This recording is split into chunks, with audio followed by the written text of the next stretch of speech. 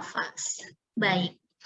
Nah, pada siang hari ini, kalian mahasiswa, rekan-rekan mahasiswa semua diharapkan mampu menjelaskan tanda-tanda sumbatan jalan nafas, mampu membedakan jenis sumbatan jalan nafas ada apa saja, mampu menentukan jenis penanganan kegawat daruratan sumbatan jalan nafas, baik menggunakan manual maupun alat, dan mahasiswa mampu menganalisa tindakan sumbatan jalan nafas. Jadi nanti akan ada diskusi kasus, ya, kita akan membahas tentang kasus tersebut, harus diapakan nih tindakannya setelah ketika menemui korban seperti itu.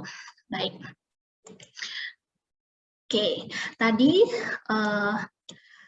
yang sudah disampaikan ya untuk sistem pernafasan kita, ya tentunya kalau kita bicara tentang kegawat daruratan sumbatan jalan nafas, tentunya RW-nya yang akan bermasalah atau jalan nafasnya akan bermasalah. Di KGD kita paham tentang A, B, C, D, di mana RW, breathing, circulation, dan disability. Nah, di kegawat daruratan sumbatan jalan nafas kita masuk ke RW-nya, jadi jalan nafasnya. Jadi ketika seseorang ini tidak sadar, otomatis jalan nafas akan terganggu. Kalau sudah terganggu, otomatis aliran udara ke paru-paru itu akan terhambat. Nah, tadi ini ya ada hidung, paring, laring, trakea, bronkus, bronkiolus ya. Kemudian ada paru. Nah, ini yang menyebabkan aliran udara ke paru itu akan terhambat sehingga akan menimbulkan sumbatan jalan nafas. Nah, makanya kita membutuhkan namanya manajemen RW. Apa tuh manajemen RW atau penanganan RW? Tindakan untuk apa? Untuk melapangkan, untuk membebaskan jalan nafas sehingga oksigen yang ke paru itu akan kuat, akan tercukupi, terpenuhi seperti itu. Nah, bagaimana caranya? Nah, oke, kita akan selanjutnya kita akan belajar untuk bagaimana kita membebaskan jalan nafas pada pasien yang mengalami obstruksi jalan nafas. Nah, kita sering mengalami kematian seseorang atau korban di lokasi kejadian. Ini biasanya banyak karena masalah RW. Ya, di antaranya apa penyebabnya? Bisa karena kurangnya pengetahuan mengenali masalah gangguan RW dengan cepat. Bisa juga karena tidak mampu membebaskan gangguan jalan nafas dengan cepat, dan bisa juga karena ketidakmampuan mengenali pemasangan alat bantu jalan nafas. Nah, itulah yang nanti sekaligus di perkuliahan dan praktikum akan kita pelajari bagaimana cara memasang alat bantu jalan nafas seperti itu. Oke. Nah, kalau kita melihat nih tanda-tanda apa sih yang bisa kita lihat, tanda-tanda sumbatan jalan nafas yang bisa kita lihat, kita bisa melihat ya, mendengarkan atau merasakan. Jadi look, listen, and feel ya, dilihat. Kalau kita bicara tentang tanda-tanda objektif, berarti kita harus tahu ya suara nafas dari korban tersebut. Suara nafas normal apa? Ada yang mau volunteer untuk menyebutkan suara nafas normal pada Oke, silakan Welly. Silakan Welly. Apa suara Vesikular, Bu. Oke, good. Jadi suara nafas seseorang yang normal itu adalah vesikuler. Ya, vesikuler dengan teratur seperti reguler. Nah, gimana kalau yang mengalami sumbatan jalan nafas? Oke, dari lihat nih, dari look-nya, kita bisa melihat di dadanya pasien. Oh, pasien ini pergerakan dadanya tidak simetris, antara kanan dan kiri itu nggak simetris. Ya, kemudian bisa kita lihat menggunakan bantuan otot nafas tambahan juga. Oh, ternyata dia menggunakan bantuan otot nafas perut misalnya. Kemudian terdapat retraksi dada, ada kembang kempis yang tidak simetris ya, seperti itu. Kemudian dengarkan, listen. Ini yang paling mudah ya untuk mengetahui bahwa seseorang itu mengalami tanda-tanda sumbatan jalan nafas itu bisa dari suara. Meskipun bukan suara nafas normal, suara abnormal itu kita masih bisa mendengar. Ada suara nafas snoring, ya snoring itu yang seperti mengorok bunyinya. Kemudian ada gargling, itu seperti yang berkumur-kumur suaranya, ya. Kemudian ada crowing atau stridor. Nah, baru setelah itu kita bisa mengetahui, rasakan ada tidak pergerakan kembali. Oke, kemudian tanda-tanda dari sumbatan jalan nafas. Kemudian kita akan mengenali nih adanya sumbatan jalan nafas. Sumbatan jalan nafas itu ada berapa? Sumbatan jalan nafas itu ada 2. Ada sumbatan jalan nafas total dan sumbatan jalan nafas parsial. Apa Bu bedanya total dan parsial? Total ini adalah menutupi seluruh jalan nafas, ya, menutupi seluruh jalan nafas. Parsial itu menutupi sebagian jalan nafas. Gimana kita membedakan seseorang itu? Ada sumbatan jalan nafas total, ada sumbatan jalan nafas parsial. Nah, kita bisa melihat dari ketika seseorang masih terdapat suara nafas tambahan tadi, ada snoring. Snoring ini biasanya akibat dari lidahnya terjatuh, ya, kecelakaan, tiba-tiba dia mengalami ngorok, lidahnya itu terjatuh, jadi melipat lidahnya sehingga menutupi jalan nafas pasien. Kemudian ada gargling, jadi suaranya kayak kumur-kumur-kumur. Nah, gargling itu akibatnya karena adanya cairan. Cairan itu bisa cairan darah, ya, cairan nanah dan sebagainya. Nah, itu pada pasien yang terdapat suara gargling. Kemudian ada stridor nih. Stridor ini atau crowing ini seperti suara burung gagak agak tinggi gitu ya. Ini akibatnya karena udah kelainan anatomis, bisa jadi karena sudah ada edema ya di trakeanya sehingga dia akan menyumbat jalan nafasnya sehingga suaranya akan tinggi seperti itu. Nah, itu kita bisa mengetahui itu total dan parsial itu dari suara nafasnya. Kalau yang seluruh jalan nafas gimana menutupi? Itu biasanya pasien choking, pasien tersedak. Ya, bagaimana caranya untuk pasien yang choking tersedak bisa melakukan tindakan Heimlich maneuver, abdominal thrust, back blows maupun BHD. Jika tindakan ketiga tindakan ini tidak bisa, mau nggak mau harus CPR atau BHD. Ya, kemudian untuk yang parsial nanti akan ada bagaimana cara menggunakan manual dan alatnya. Oke, untuk total dan parsial ada yang ingin tanyakan? Tidak ada ya, bisa kita lanjutkan untuk, nah, seseorang yang mengalami choking ya, pasien choking atau tersedak ini ketika dia masih bisa bernafas dengan baik atau batuk ya, batuk dengan kuat hingga benda asing tersebut keluar, artinya dia masih sumbatan jalan nafas parsial. Tapi ada ketika yang sudah tersedak ya, udah benar-benar nggak bisa ngomong gitu ya, benar-benar nggak bisa minta tolong atau bahkan batuk jalan tuh udah nggak bisa. Nah, itu bisa jadi ke total. Sekarang saya mau menampilkan sebuah video, silakan nanti ditanggapi. Silakan kalian nanti ditanggapi video tersebut. Saya izin share screen terlebih dahulu video tersebut.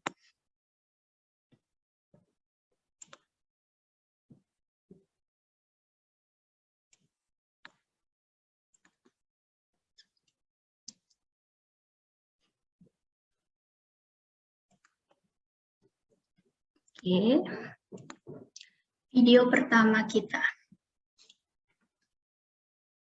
sudah terlihat?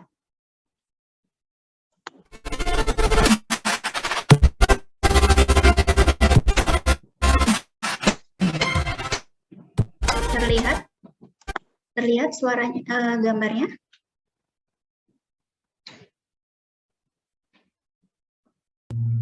Terlihat, Bu. Oke, baik, kita lanjutkan ya. Dilaporkan dari Xinhua Daily pada tanggal 30 Juni lalu, gadis itu dan kakak lelakinya membeli bubble tea sebelum ia berkunjung ke rumah temannya. Sampai di rumah temannya, gadis tersebut mengalami sesak nafas. Telapak tangannya berubah menjadi biru, lebam, kuat, menandakan kurangnya oksigen dalam tubuh gadis ini. Sang kakak segera melarikannya ke rumah sakit, tapi gadis tersebut sudah dalam keadaan tak sadarkan diri pada saat itu. Sayangnya, meskipun pihak medis telah melakukan CPR, nyawa gadis tersebut tidak terselamatkan lagi. Diduga ia kesulitan menyedot bubble tea, dan karena terlalu kuat menyedot, 3 boba melesat masuk ke dalam trakea, menghalangi jalan nafas dan membuat ia tersedak.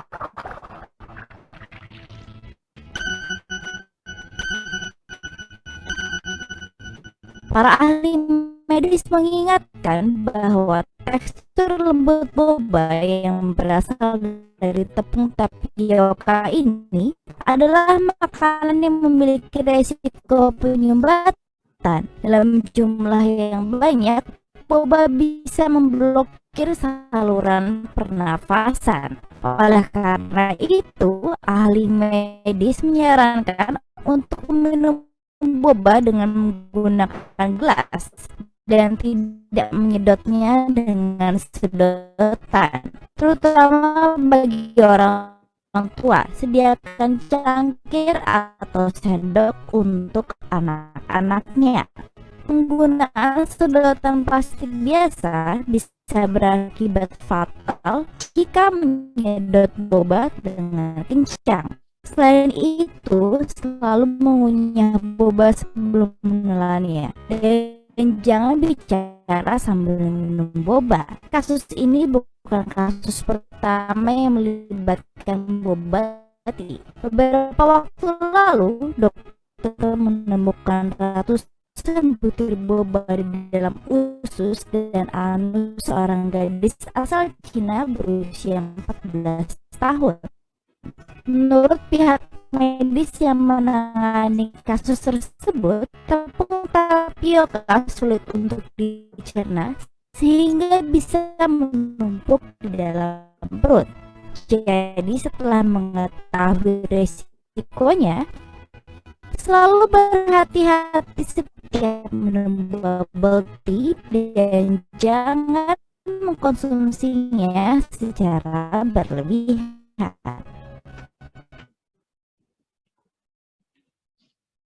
Oke, video tadi. Kalau kita melihat dari video tadi, bagaimana perasaan kalian? Mungkin di sini ada yang mau mengungkapkan perasaannya atau menanggapi dari video tersebut. Silakan. Oke, Ardi, silakan Ardi.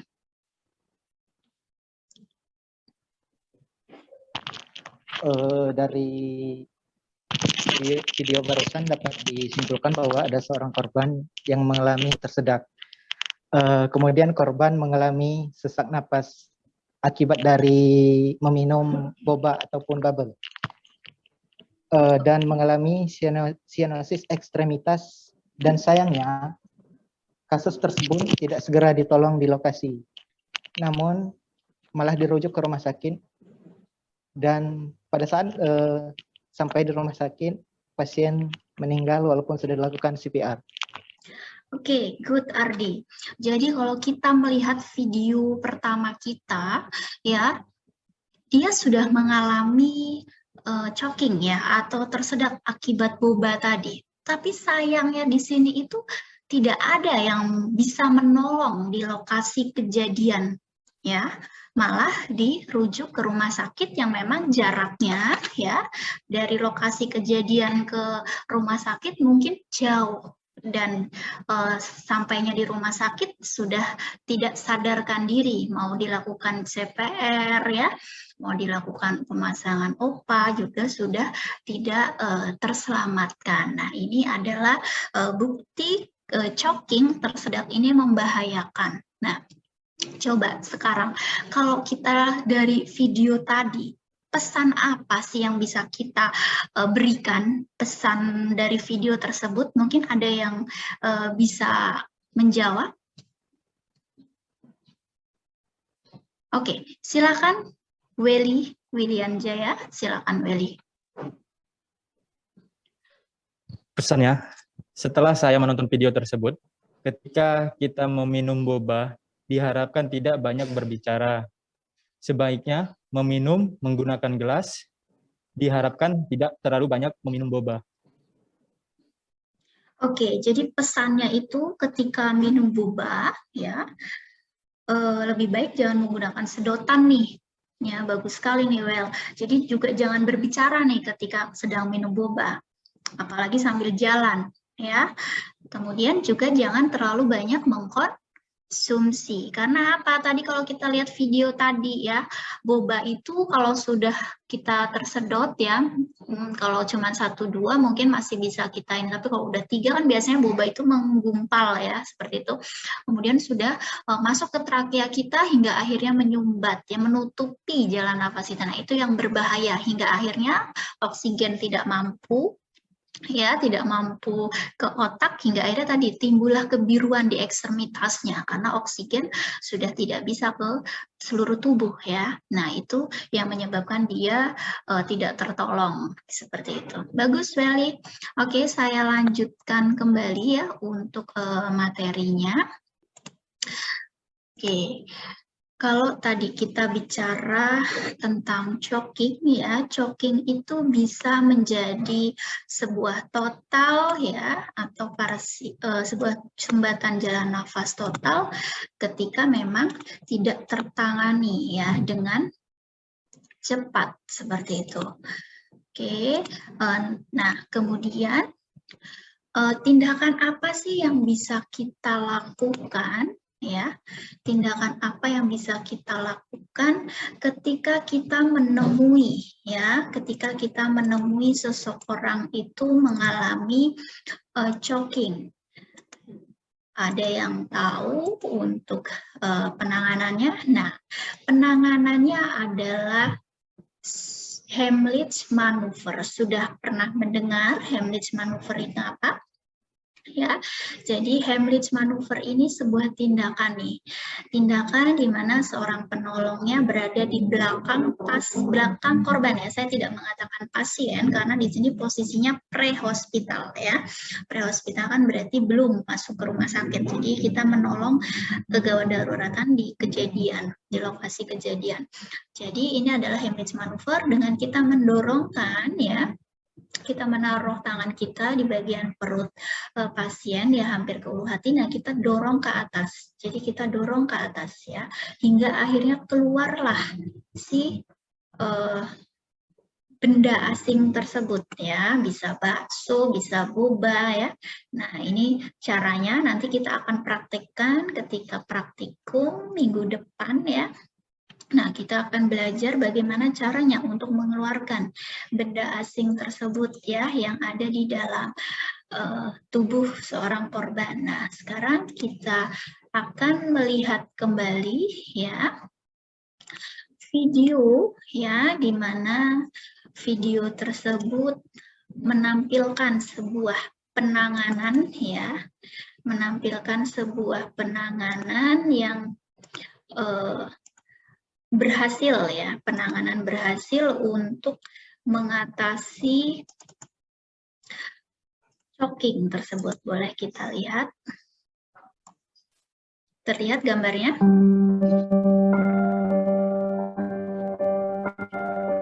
Jadi seseorang tuh berpesan ya sesuatu kepada pacar laki-lakinya, kemudian dia mengatakan kenapa, ada apa? Ya, laki-lakinya pacarnya mengatakan tersedak ya, choking. Kemudian dia mencoba, laki-laki tersebut mencoba untuk tetap tenang dan membersihkan jalan nafasnya dengan membatukkan. Dengan mencoba membatukkan, tetapi tidak terjadi apa-apa, ya, tidak bersih. Pria tersebut mencoba untuk berdiri, kemudian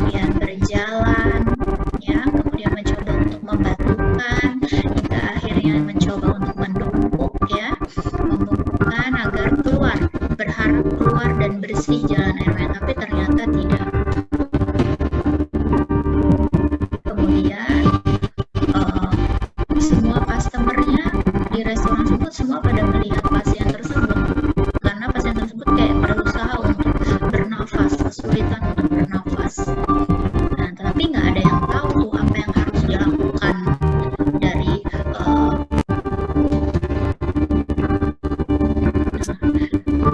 pria itu masih bisa berjalan, ya, masih bisa mencoba untuk mengeluarkan apa yang ada, menyumbat ya jalan nafas selama beberapa menit, hingga akhirnya pacarnya mencoba untuk membantu dengan menepukkan punggungnya, tapi juga tidak bisa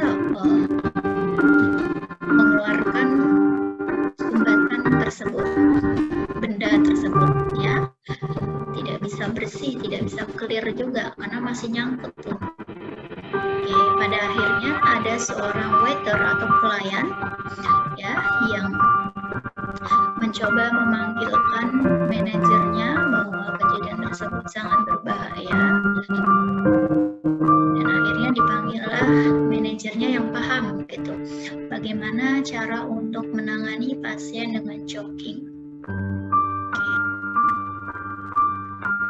Oke, akhirnya dicobalah untuk sebuah tindakan namanya tindakan Heimlich maneuver.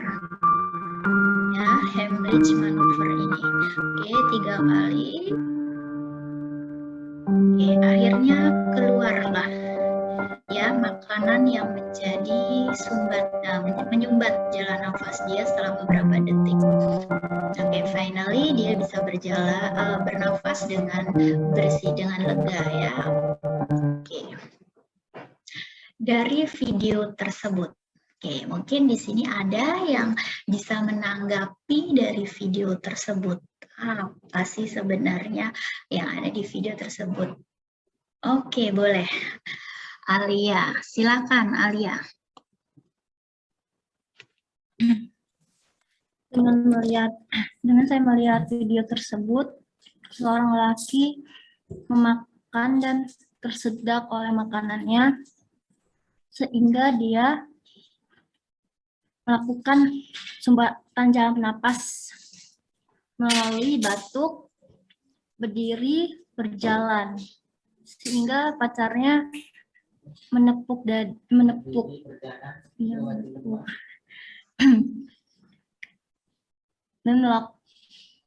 dia tidak berhasil melakukannya, sehingga pelayannya meminta tolong pada manajer yang mengalami choking, dan manajer tersebut berhasil melakukannya dengan tindakan Heimlich maneuver. Oke, Heimlich maneuver. Oke, good Alia.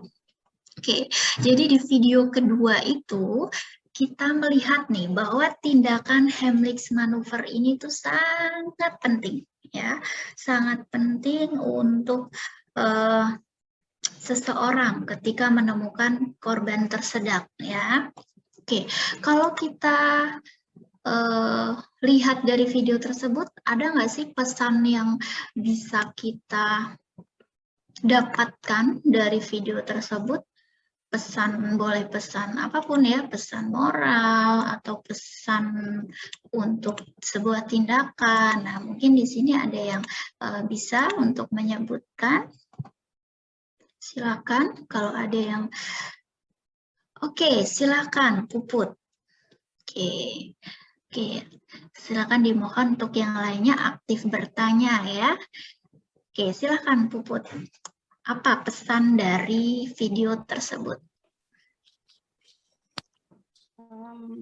Mungkin dari video yang kita lihat tadi, pesannya tindakan Heimlich maneuver itu merupakan tindakan yang sangat penting untuk kita ketahui atau kita pahami. Jadi sewaktu-waktu jika terdapat korban atau ada seseorang yang dia mengalami kejadian choking atau tersedak, teknik tersebut dapat kita lakukan di tempat kejadian tersebut. Nah, itu pentingnya sih, Bu. Oke, good, Puput. Jadi memang sangat penting sekali tindakan Heimlich maneuver ini untuk kita ketahui ya, di mana kita tidak pernah tahu kita menemukan kejadian tersebut dimanapun, seperti itu. Oke, ini ada tindakan. Kemudian tadi ya, selain Heimlich maneuver, jika tindakan tersebut kita misalnya tidak ada penolong ya, kita bisa melakukan sendiri ya. Bisa melakukan sendiri dengan mendorong bagian perut kita ke atas ya. Jadi kita bisa melakukan sendiri, namanya abdominal thrust ya. Kemudian kalau dia sudah pingsan misalnya tersedak, kita bisa mencoba penolong dengan mengeluarkan ya atau melakukan dorongan ya, dorongan abdominal thrust, dorongan pada perut dia. Prinsipnya sama seperti Heimlich maneuver, cuman dia lebih dengan posisi baring seperti itu ya. Jadi kondisinya memang dalam keadaan dia sudah berbaring atau pingsan seperti itu. Nah, kemudian ada back blouse ya. Back blouse ini adalah tindakan ya ketika seorang bayi ini tersedak. Apa yang kita lakukan? Apakah kita bisa melakukan Heimlich maneuver? Nah, tentu tidak ya. Kita bisa melakukan tindakan namanya back blouse. Jadi dengan menghentakkan ya ujung telapak tangan kita ke bagian dada, kemudian tangan kanan kita di dagu bayi tersebut sehingga akan keluar tuh sumbatan jalan nafasnya. Sekarang kita akan melihat kembali video ya yang terjadi, video yang terjadi pada kasus ini. Oke. Oke.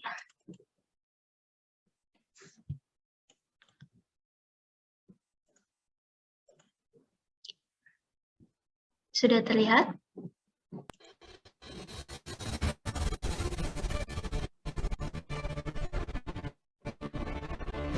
Dalam rekaman CCTV yang berasal dari Western Australia Police yang tidak diketahui dengan pasti kapan waktu kejadiannya, terlihat pasangan orang tua yang sedang membawa anaknya dengan keadaan panik. Anak tersebut diduga tersedak sesuatu di dalam tenggorokannya sehingga orang tua tersebut sangat panik dan mencari bantuan di tempat yang terdekat. Kebetulan tempat terdekat yang berada di sekitar lokasi pasangan ini merupakan kantor kepolisian di Australia. Untung saja ada seorang polisi yang mengetahui cara untuk menyelamatkan bayi yang tersedak tersebut. Pesan yang kami ingin sampaikan dalam video ini, tetap perhatikan anak Anda dan jauhkan dari benda-benda yang berpotensi bahaya seperti yang terjadi pada video tadi.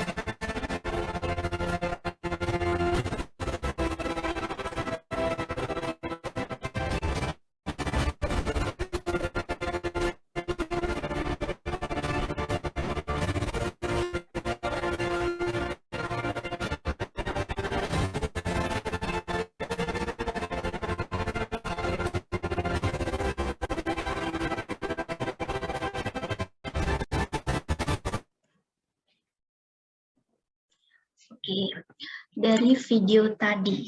Oke, mungkin di sini ada yang mau menanggapi video tadi terkait back blows, ada yang ingin bagaimana perasaannya, kemudian menanggapi, seperti itu silakan. Oke, Dia Ayu, silakan Dia. Dilihat dari video tersebut, ada kedua orang tua datang ke kantor polisi dengan membawa seorang anak bayi yang mengalami shocking atau tersedak. Lalu seorang polisi membantu dengan teknik back blows, lalu bayi tersebut mengeluarkan permen yang menyebabkan penyumbatan jalan nafas. Pesannya, polisi mengajarkan teknik back blows yang baik dan benar kepada orang tersebut dan dapat dilakukan jika terjadi shocking pada anak atau keluarganya. Oke, good dia ya. Jadi memang di video tersebut ternyata polisi ya lebih paham gitu ya untuk melakukan teknik back blows. Jadi memang Heimlich maneuver, back blows ini bukan hanya perawat saja yang tahu, karena polisi yang sering berada di jalanan seperti itu polisi ya, TNI, kemudian memang perawat jika sedang melihat di kejadian, nah itu bisa kita lakukan. Makanya kegawat daruratan pre-hospital ini sangat penting ya untuk kita ketahui seperti itu. Baik, oke. Tadi back blows sudah dilakukan ya, bisa untuk pasien atau korban yang mengalami choking pada bayi ya. Back blows. Kemudian kalau misalnya bayi tersebut posisinya berbaring, bisa kita lakukan apa selain back blows?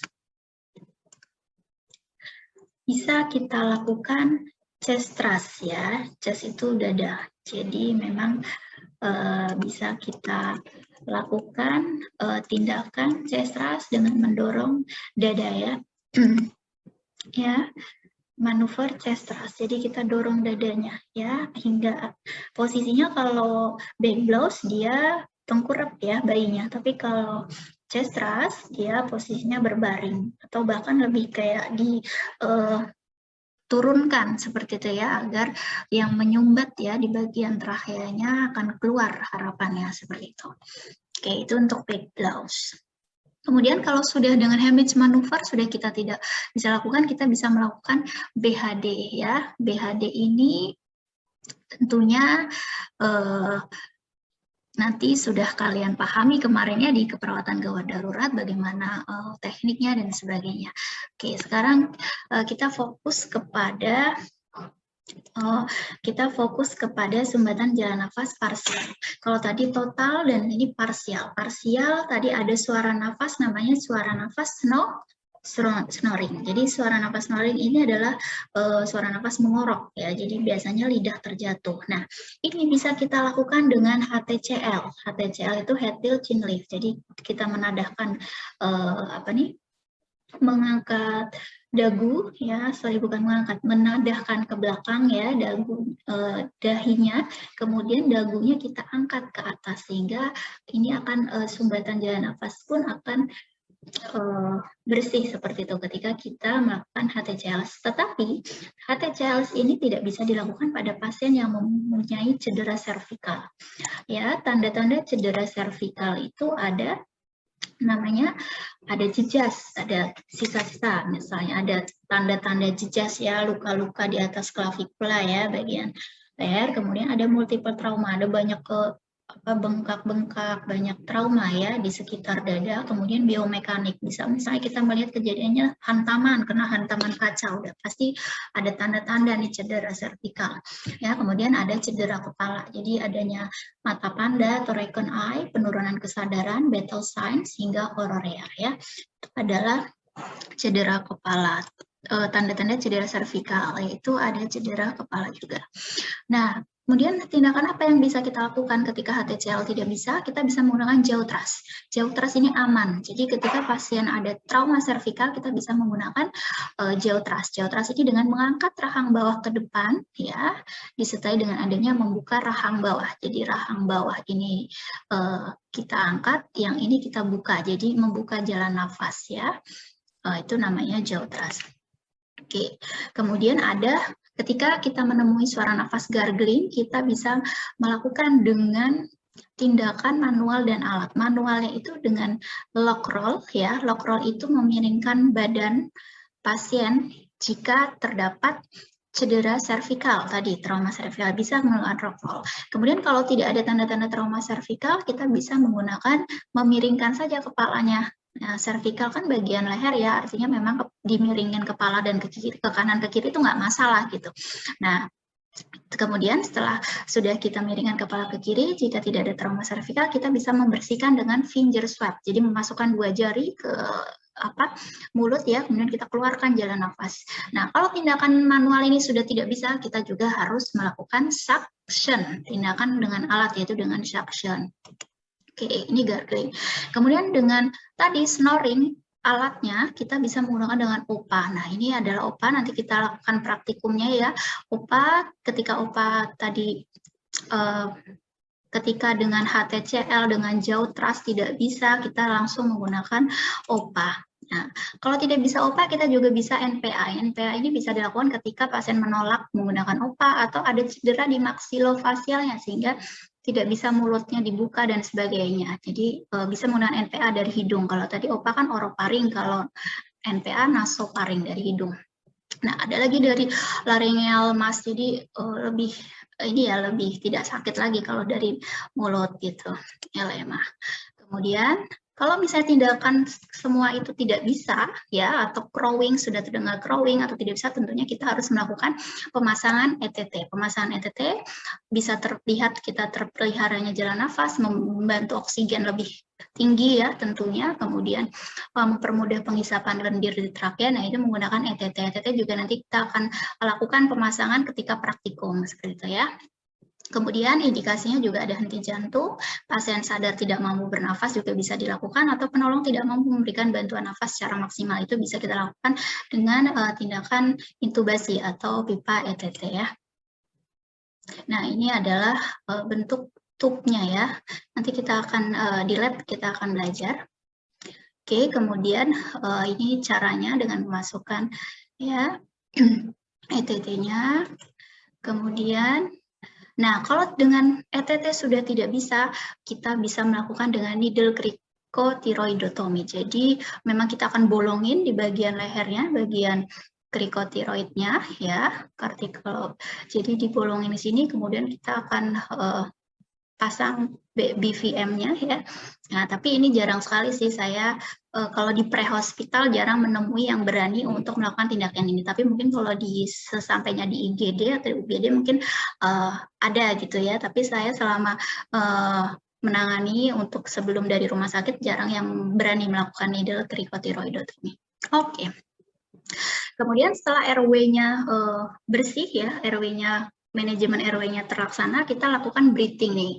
Breathing pernafasannya, cek pernafasan korban, kita lihat peluk, kita listen, dengarkan, kita feel, rasakan. Lihat adanya pergerakan dadanya sudah simetris atau belum, suara nafasnya sudah normal atau belum, atau hembusan udara yang keluar, rasakan, ada tidak. Nah, itu bisa kita lakukan breathing, baru setelah itu circulation dan disability. Oke, sekarang